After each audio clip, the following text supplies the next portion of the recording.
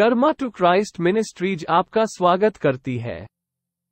आइए हम परमेश्वर के वचन पर चर्चा करें। आज का वार्तालाप का शीर्षक है करुणा का अभाव। आज के बाइबल छंद है लूका अध्याय 7 पद 13। उसे देखकर प्रभु को तरस आया और उससे कहा मत रो। तथा मरकुस अध्याय 1 पद 41। उसने उस पर तरस खाकर हाथ बढ़ाया और उसे छूकर कहा मैं चाहता हूं तू शुद्ध हो जा। तथा मत्ती अध्याय 9 पद 36।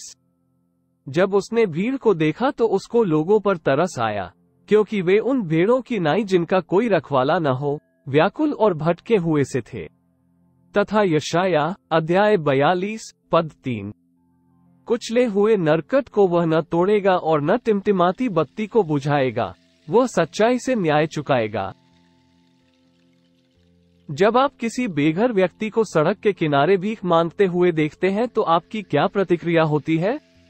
क्या आपको लगता है कि वे समाज के लिए बोझ हैं, या क्या आप उन्हें कुछ देते हैं, ये जानते हुए कि वे शायद इसका इस्तेमाल शराब के लिए करेंगे और उनमें से अधिकांश अपनी मर्जी से इस स्थिति में हैं?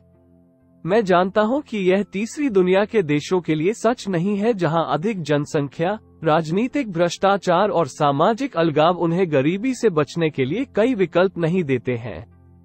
हम में से अधिकांश लोग अपने आसपास की पीड़ा के प्रति प्रतिरक्षित हो गए हैं।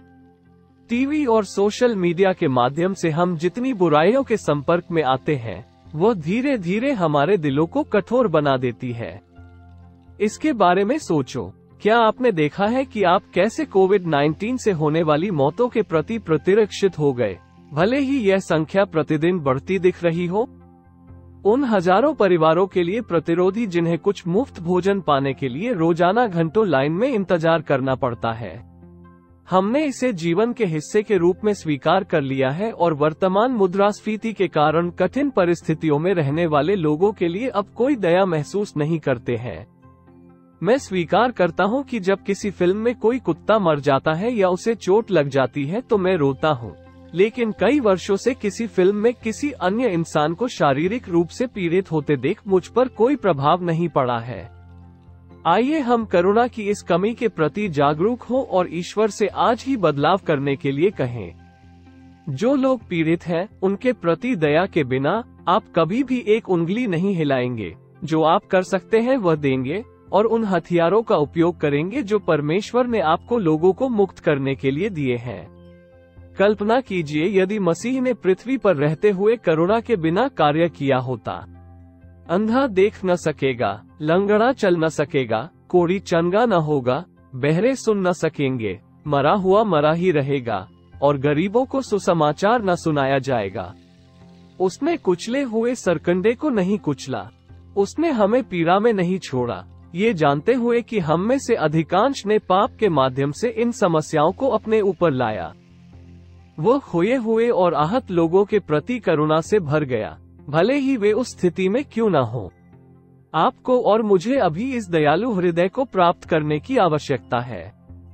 केवल तभी हम किसी के लिए प्रार्थना करने और उन्हें ठीक करने का साहस करेंगे, उन मंत्रालयों को प्रसाद भेजेंगे जिन्हें इसकी आवश्यकता है, अपने खोए हुए परिवार के सदस्यों और दोस्तों के लिए घुटनों पर बैठकर घंटों बिताएंगे और परमेश्वर को इस अंधेरी और बुरी दुनिया में आशा लाने के लिए हमारे जीवन का उपयोग करने देंगे। बॉब गास कहते हैं कि आपका जीवन एक सिक्के की तरह है। आप इसे किसी भी तरह से खर्च कर सकते हैं, लेकिन आप इसे केवल एक बार ही खर्च कर सकते हैं। आइए प्रार्थना करते हैं।